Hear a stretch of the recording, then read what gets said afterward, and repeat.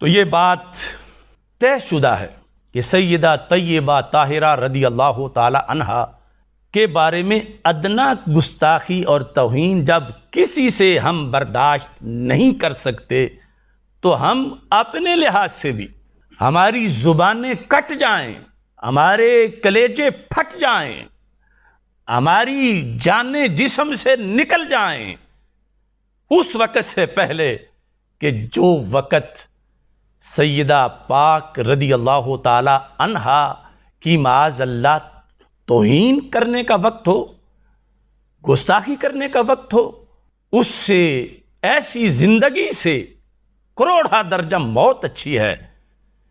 اس بنیاد پر اللہ کا کروڑوں بار شکر ہے کہ ہم نے تحفظ پورے دین کا کیا اور ایک سپاہی کی شکل میں محاذ پہ کھڑے ہیں۔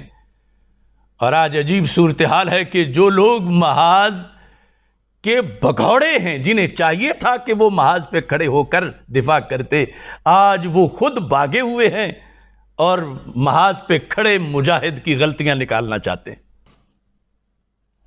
جو شخص لفظ گناہ، لفظ قصور، لفظ نقص، لفظ غلطی، لفظ خطا کار یا خاطی یہ بول کر ہمارے بیان کا حوالہ دے رہا ہے وہ مجرم ہے۔ ہمارے بیان کے اندر پیر صاحب سے لے کر میرا بیان جو اس پر تشریح ہے، لفظ خطا کا ذکر ہے، اور ہم اس لفظ کی جگہ کوئی اگر لفظ گناہ بولتا ہے، صغیرہ گناہ بولتا ہے، کبیرہ گناہ بولتا ہے، لفظ سیئہ بولتا ہے، لفظ قصور بولتا ہے، لفظ نقص بولتا ہے، عیب بولتا ہے، خطا کار بولتا ہے، ہم ان تمام لوگوں کی مذمت کرتے ہیں اور ان کو خائن قرار دیتے ہیں، اور کسی کو بھی اجازت نہیں دیں گے کہ وہ لفظ خطا پر اپنی طرف سے یہ حاشیے چڑھائیں۔ خطا اور خطا کار، اس میں زمین و آسمان کا فرق ہے۔ غلطی، جرم، قصور، ان لفظوں میں اور لفظ خطا میں زمین و آسمان کا فرق ہے۔ پیر صاحب نے بھی لفظ خطا کا استعمال کیا تو سوچ کے، حالانکہ جو دلیل والے تھے وہ ناجائز امر کا ارتکاب یہ لفظ بول رہے تھے، تو پیر صاحب نے جواب میں ناجائز امر کا ارتکاب لفظ بولنے کی بجائے لفظ امکان خطا بولا، چونکہ خطا کا لفظ جس پس منظر میں ہم بول رہے ہیں اس میں گناہ کا کروڑواں حصہ بھی نہیں آتا۔ اس خطا کا مطلب نہ صغیرہ گناہ ہے، نہ کبیرہ ہے، نہ سیئہ ہے، نہ نقص ہے، نہ عیب ہے۔ اس خطا کا مطلب تو حدیث مصطفیٰ علیہ السلام کی روشنی میں اجر و ثواب ہے کہ لفظ خطا کو آڑ بنا کر کوئی دوسرا لفظ جو بولتا ہے وہ خود اس کا ذمہ دار ہے۔ ہم نے صرف پیر مہر علی شاہ صاحب رحمۃ اللہ علیہ کی ابتدا میں اس مجبوری کے پیش نظر کے جواب دینا تھا، لفظ خطا جو ہے اس کا استعمال کیا، اور اب اس کا ہم مطلب بتائیں گے کہ وہ مطلب کیا ہے۔ اس مطلب سے ہٹ کر اگر کوئی لفظ خطا بولتا ہے تو میں اس کو اجازت نہیں دوں گا اور وہ میرا حوالہ نہ دے۔ میں نے جو لفظ خطا بولا پیر صاحب کی ابتدا میں اس کا مطلب واضح کرنا چاہتا ہوں کہ وہ اس کا مطلب کیا ہے اور اس کا مقصد کیا ہے۔ اس سلسلہ میں مفردات الفاظ القرآن امام راغب اصفہانی مشہور جو ہے ان کی یہ کتاب ہے، اس کے اندر خطا کا جو مفہوم جو میں نے ابھی اجتہادی خطا کی شکل میں اصول سے بتایا، وہ کہتے ہیں کہ ان یرید ما یحسن فعلہ، کہ بندہ ارادہ کرے اس کام کا کہ جسے کرنا اچھا ہے، ولیکن یقع منہ خلاف ما یرید، لیکن کام وہ جائے جس کا ارادہ نہیں تھا. ارادہ اچھے کا تھا، جو یعنی ظاہر باطن ہر لحاظ سے جس میں حسن ہے، ارادہ اس کا تھا، مگر یقع منہ خلاف ما یرید، وقوع اس چیز کا ہوا کہ جو کہ ارادہ نہیں تھا. اس کو مزید واضح لفظوں میں بیان کیا ہے التوقیف علی مہمات التعاریف. امام عبد الرؤف مناوی جو ہیں انہوں نے اس کو بیان کیا صفحہ نمبر 210 پر. خطا کیا ہے؟ ان یرید ما یحسن فعلہ لیکن یقع عنہ بخلاف ما یرید وہذا اصاب فی الارادہ واخطا فی الفعل وهو المعنی بحدیث رفع عن امت الخطا وبخبر من اجتہد فاخطا فلہ اجر. کہ خطا سے مراد یہاں پر گناہ نہیں، نہ صغیرہ نہ کبیرہ، سیئہ نہیں. خطا سے مراد یہاں غلطی نہیں، جو عرف عام میں لوگ جس کو غلطی سمجھتے ہیں. خطا سے مراد یہاں وہ فعل ہے کہ جس پر رسول پاک صلی اللہ علیہ وسلم نے حدیث میں اجر بیان کیا ہے، وہ فعل خطا سے مراد ہے. اور وہ حدیث سنن نسائی کے اندر حضرت ابو ہریرہ رضی اللہ تعالیٰ عنہ سے مروی ہے، حدیث نمبر 5396.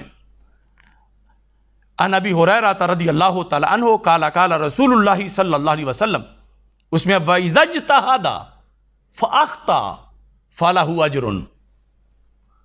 اِذَا اجْتَهَدَ فَأَخْطَأَ، کہ جب کسی نے اجتہاد کیا، فَأَخْطَأَ، اور اس میں خطا کی اس نے، یعنی خطا اس سے ہو گئی، تو کیا ہوگا؟ فَلَهُ أَجْرٌ، اس کے لیے اجر ہے. کس پر اجر ہے؟ خطا پر. اور ایسے ہی صحیح بخاری شریف کے اندر یہ الفاظ اسی حدیث کے موجود ہیں. صحیح بخاری شریف جلد نمبر 4 کے اندر اس میں یہ ہے کہ اذا حکم الحاکم فاجتہد ثم اصاب فلہ اجران واذا حکم فاجتہد ثم اخطا فلہ اجر. فاجتہد ثم اخطا، یہ ہے خطا.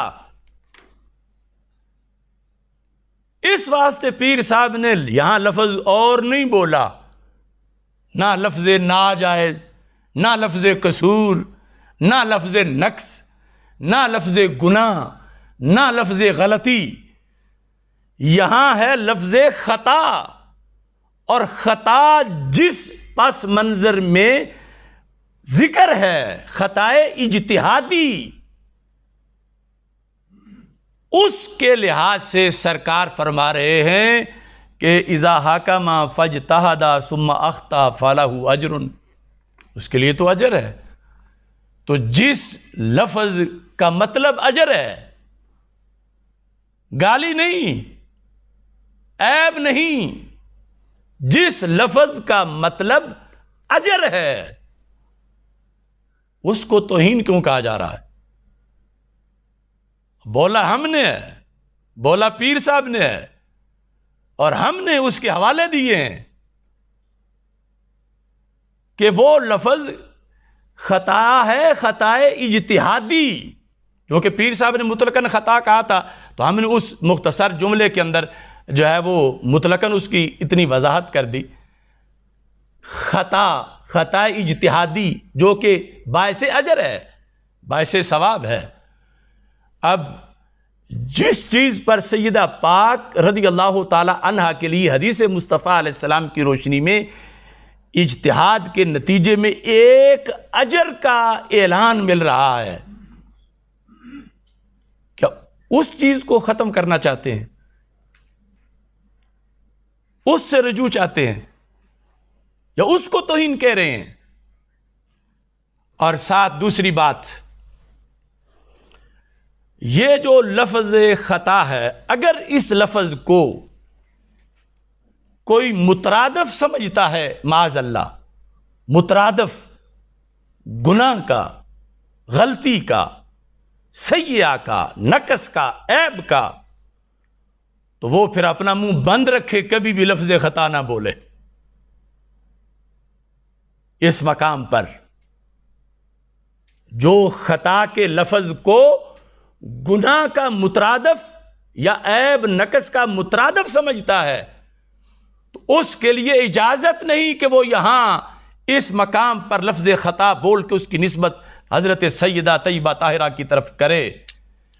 جو لفظ بولا گیا ہے اس لفظ کے لحاظ سے یہ مطلب اس میں اس کو بولا ہے پیر صاحب نے، یہ ہمارے دلائل ہیں، اور اس پر اس کا بولنا جائز ہے کہ جب اس میں گناہ کا کروڑواں حصہ بھی کوئی نیت نہ کرے اور مراد نہ لے، بلکہ اس کے اندر فَلَهُ أَجْرٌ، جو حدیث کے اندر یعنی جو خطا کا لفظ ہے، جس کو ہی امام مناوی نے خطا اجتہادی سے تعبیر کیا کہ یہ ہے حدیث میں لکھا ہوا، وہ لفظ بولا گیا کہ جس کے معنی میں عیب نہیں، نقص نہیں، بلکہ وہ لفظ خطا ایک اجر و ثواب کا جو ہے وہ متضمن ہے۔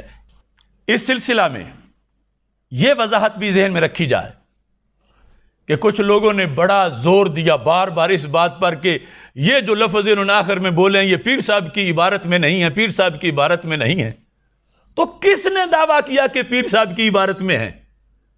یہ بڑا جیسے کوئی فتح کر رہے ہیں کہ دیکھو پیر صاحب کی عبارت میں یہ لفظ نہیں ہے۔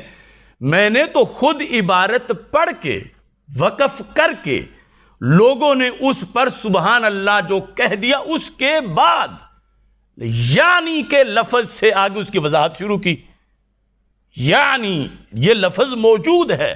جناب سیدۃ النساء رضی اللہ تعالی عنہا بھی بوجہ بدعت الرسول علیہ السلام ہونے کے ابدیت محضہ کی وارث ہیں، اور اپنے والد ماجد علیہ السلام کی طرح ان کی عالی اور پاک شان بھی ملکیت کے دھبا اور خدائی فیصلے پر ناراضگی کے نقص سے منزہ اور پاک ہے۔ یعنی یہ فرمایا کہ مسئلہ باغ فدق میں یہ روافض تم دلیل نہ بناؤ کہ معصوم تھی تو مانگنا ہی حق کی دلیل ہے، پرانی خطا کا امکان تھا۔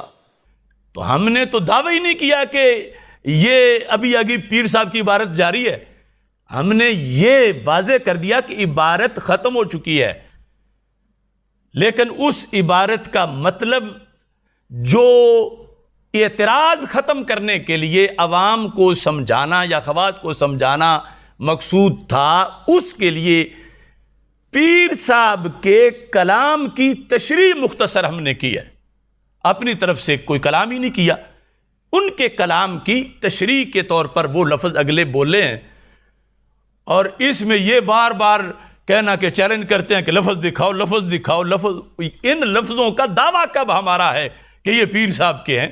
ہمارا دعویٰ ہے کہ پیر صاحب نے جو کہا یہ اس کی وضاحت ہے، اور میں نے ابھی تقریباً 30 گھنٹے ہو گئے ہیں ان سارے لوگوں کو یہ کہا، اور ایک کا بھی جواب نہیں آیا، ایک کا بھی، پوری دنیا سے۔ آخر اعتراض جب حضرت صدیق اکبر رضی اللہ تعالی عنہ پر کر کے پورے دین پر مخالفین کر رہے ہیں، تو اگر ان لوگوں کو پیر صاحب والا جواب پسند نہیں تو کوئی اپنا جواب تو دیں۔